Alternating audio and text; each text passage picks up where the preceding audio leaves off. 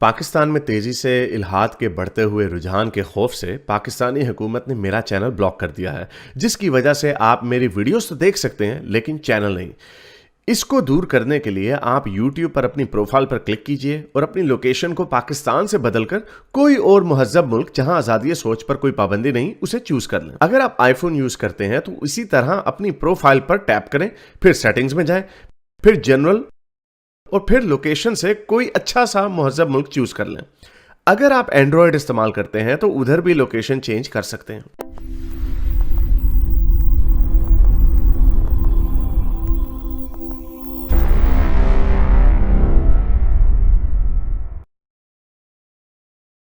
यार अली अली शाह बोलो भाई। हेलो गालिब, हारिस आवाज आ रही है? हाँ जी आ रही भाई। सॉरी, मुझे सुनाई नहीं दे रहा था आपकी। मैंने बिल्कुल जीरो पे वॉल्यूम था और मुझे अंदाजा नहीं हुआ। अच्छा, चलें चलें, क्या कहना चाहेंगे? मैं दो तीन बातें करना चाहूँगा हारिस। आज मौलाना आपने इसकी तारिक मसूद की आपने बात की थी। मैं एक्चुअली फॉलो करता था इसको, लेकिन जब से सबको फॉलो करना छोड़ा है तो ज़ाहिर बात है इसको भी फॉलो करना छोड़ दिया है। आज मैं उसकी एक वीडियो देख रहा था, और मैं सोच रहा था कि वीडियो बच्चे भी देखते होंगे, और जो लोग बिल्कुल बच्चे नहीं, मतलब 15-16 साल के लोग भी देखते होंगे ये वीडियोस, जिसमें वो ये कह रहे हैं कि सेविंग के ख़िलाफ़ वो बात कर रहा था कि पैसा सेव करने की इस्लाम में तो कोई तरगीब नहीं दी गई है, और जो लोग पैसा खर्च करते हैं वो पैसा जो लोग सेव करते हैं एक्चुअली वो बेवकूफ़ लोग हैं। और कह रहा है कि ख़ुद भी खाओ और अपनी बीवी को भी खिलाओ, बच्चों के लिए छोड़ने की कोई ज़रूरत नहीं है और कोई फाइनेंशियल डिसीजन लेने की ज़रूरत नहीं है। आपके पास जो है और उसको बस आप जो है वो सिर्फ आज के लिए इस्तेमाल करो। कह रहे सेविंग करना जो है ये तो अपने कह रहे हैं आप अल्लाह से डील करें। ये तो आप ये क्या आप स्टॉक एक्सचेंज में पैसा लगाते हैं, इसमें तो फिर भी नुकसान हो सकता है। आप ये पैसा यतीम खाने में लगाएं और अल्लाह से डील करें और देखें, फिर वहाँ आपको कभी नुकसान नहीं होगा। तो मैं सोच रहा था ये किस तरफ लेके जा रहे हैं। यहाँ पे बच्चों को financial education high school level से भी पहले दी जाती है। 10th स्टैंडर्ड में फाइनेंशियल डिसीजंस उनको सिखाए जाते हैं कि आपने पैसे बचाने किस तरह हैं, लगाने किस जगह पे हैं, क्या चीज़ वैल्यूएबल है, क्या चीज़ एसेट होती है, क्या चीज़ लाइबिलिटीज़। ये सब चीज़ें बच्चों को सिखाई जाती हैं ताकि वो अच्छे फाइनेंशियल डिसीजन ले सके अपने फ्यूचर के लिए। दूसरी तरफ एक ऐसा मुल्क है जो पहले ही कर्जे पे चल रहा है और ऊपर से उस मुल्क के क्लरिक्स भी जो हैं वो सेविंग के ही खिलाफ हैं, मतलब खिलाफ होते होते होते एक चीज़ से दूसरी चीज़। और आज ये भी है कि भाई टीवी पे ऐसी स्पीचेस चल रही हैं कि वो सेविंग्स के खिलाफ बातें हो रही। दूसरी तरफ आज ही टीवी पे रमज़ान शो में टॉपिक था जिनों की हकीकत, और पूरी कौम बैठ के देख रही है जिनों की हकीकत। कितना कोई प्रोडक्टिव शो है। मैंने कहा कि ये क्या सीख रहे हैं इसमें से। और जिनों का ऐसा नहीं होता कि वैसा नहीं होता कि किसी पे चिमड़ जाए तो ऐसा नहीं, तो उनकी इजाज़त होती है, तो ये तो वो। ये क्या फजूल बातें हैं भाई। किस तरफ पूरी कौम को लगाया हुआ है। हालांकि किसी ने नहीं देखे आज तक जिन, उसको मानने की सिर्फ वजह ये है कि वो कुरान में है।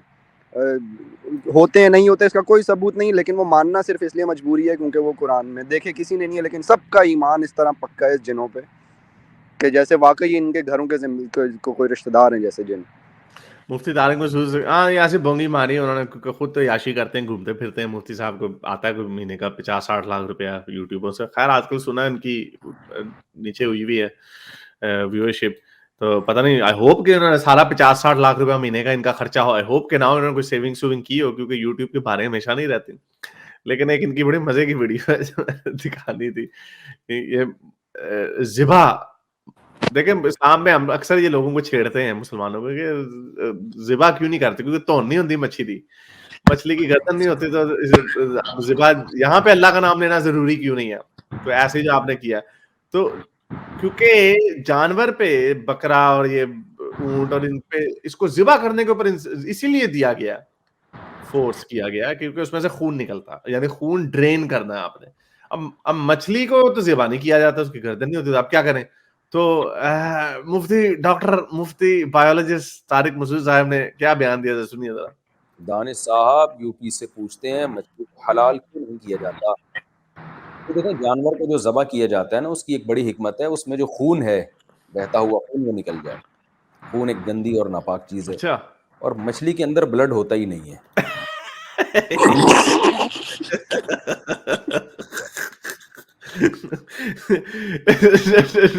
अब 1 मिनट की जो सर्च है ना, फैक्ट चेकिंग इसको कहते हैं, फैक्ट चेकिंग। हालांकि इसको फैक्ट चेक करने की जरूरत नहीं, लेकिन चलो कई लोग होते हैं, सारी बात आम लोग होते हैं, हम कहते हैं वाकई अच्छा इतना बड़ा मौलवी ये बात कर रहा है। इन्होंने कभी मछली कटते हुए नहीं देखी अपनी आंखों के सामने क्या? मछली हमने हमने फिल्में देखी हुई हैं, और उसमें हमने देखा हुआ कि जी खूनो खून होती है मछली, जब कोई बड़ी मछली छोटी मछली को खाती है, शार्क वगैरह जब खाती है, तो ये देखें जी 2 मिनट की चर्चा, जब पूछे do fish have blood, yes उनके अंदर वैसा ही ब्लड है जैसे ह्यूमंस की तरह का है, although the types are not identical, it has been determined as in humans free, और वो रेड भी होता है, और वो ब्लड होता है और वो रेड भी होता है क्योंकि उसके अंदर हीमोग्लोबिन भी है। तो ऐसी बात नहीं कि उसके अंदर से पानी निकलता ये देखें, fish do have blood and it is red like in the red meat because it contains haemoglobin. तो इसमें मुफ्ती कौन पूछे इनसे, ये लंबी लंबी बैठ के छोड़ते रहते हैं, इनसे कौन पूछे। अब मछली के अंदर पानी होता है हाँ, ये भाई जो कह रहे हैं ये बस ऐसी, अब यार छोड़ ही जाएंगे, कौन पूछे अब इन लोगों को। वो बैठे में लाखों लोगों ने, ये कितनी वीडियोस देखी, कितने लोग, ये बंद कर दिया मैंने, लाखों लोगों ने देखी, उन्होंने ताली मारी, वाह हिकमत, अच्छा हिकमत भी कहा उन्होंने कहा बड़ी हिकमत है इसके पीछे।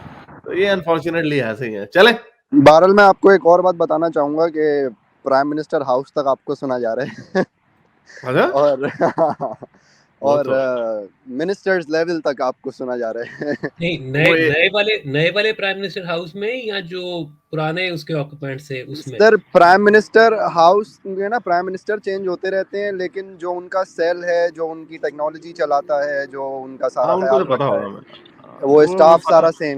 सारा सेम ही रहता है, लेकिन वो लोग फिर आगे बातें पहुंचाते हैं। एंड नहीं, लेकिन ये इसमें अब आप लोगों का नाम इसमें ना ना इम्पोर्टेंट ना क्वेश्चन ये है कि वो अपने इंटरेस्ट से देख रहे हैं कि वो रैकी करने के लिए देख रहे हैं, ये भी इम्पोर्टेंट सवाल है। नहीं, जब कोई ज्यादा देर देखता है ना रैकी करने के लिए, वो फिर एंड में बदल ही जाता है, तभी तो ये लोग कहते हैं वो इनकी वीडियोस को ना देखा करो। नहीं, मैं ये हाँ, बता रहा हूँ कि ये लोग वाकई परेशान हैं बढ़ते हुए रुझान से, जो पाकिस्तान में जो रुझान पैदा हो रहा है। क्योंकि जब मौलवी के पास आज कोई ये सवाल लेके जाता है ना कि अगर मैं मर गया और अगर कोई जन्नत दोज़ख ना हुई तो फिर मेरी सारी इबादत कहाँ जाएंगी, तो वो उसको पता चल जाता है कि क्या सुन के आ रहा है।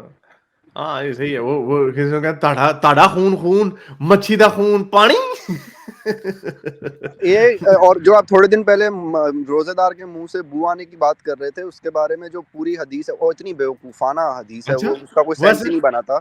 वो ये है कि रोजेदार के मुंह के बू क़यामत वाले दिन अल्लाह ताला को मुश्क की खुशबू से बेहतर होगी। हाँ अब मैंने अल्लाह ये ताला बात ने की खुशबू सुन के क्या करना है, और क़यामत वाले दिन का इंतजार, मतलब ये क़यामत वाले दिन उसका ये सिला मिलेगा उस बू का। ये और ट्रेन में बेचारे ट्यूब में, लंदन की ट्यूब में या हमारी ट्रेनों में बेड़े गर्क कर दो बेचारों के। सही बुखारी 5927 है ये हदीस कि every good deed of Adam son is for him except fasting.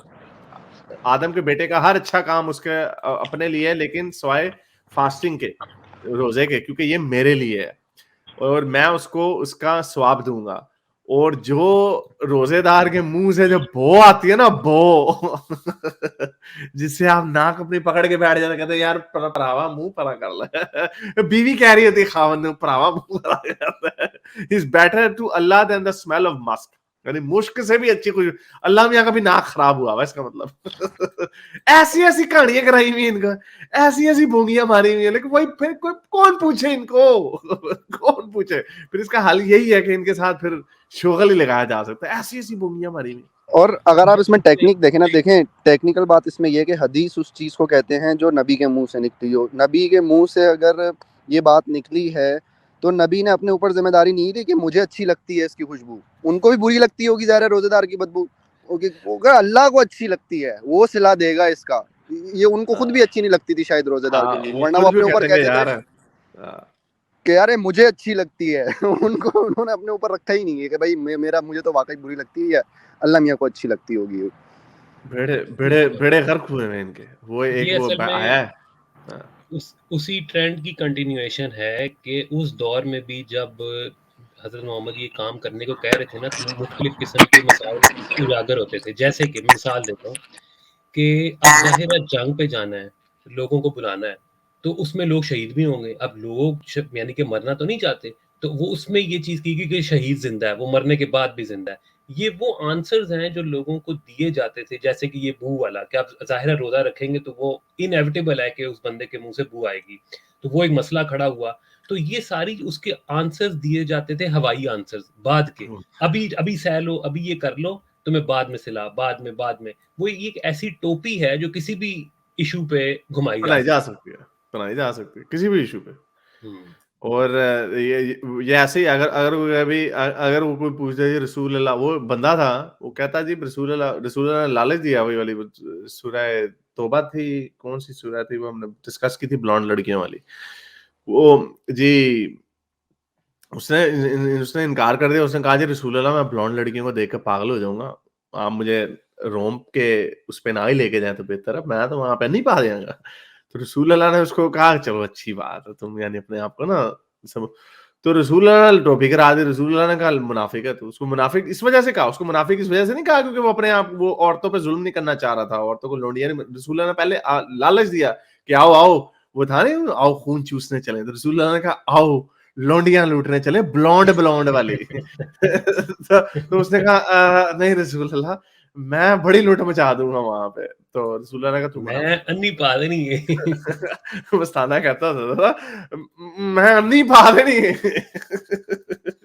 तो ये इन लोगों के हाल है। चलो बहुत शुक्रिया अली भाई आने का, थैंक यू सर। मेरे इस नेक काम को जारी रखने के लिए मुझे पेपैल या पेट्रियन पे जरूर सपोर्ट कीजिए ताकि मैं अपना पैगाम ज्यादा से ज्यादा लोगों तक पहुंचा सकूं।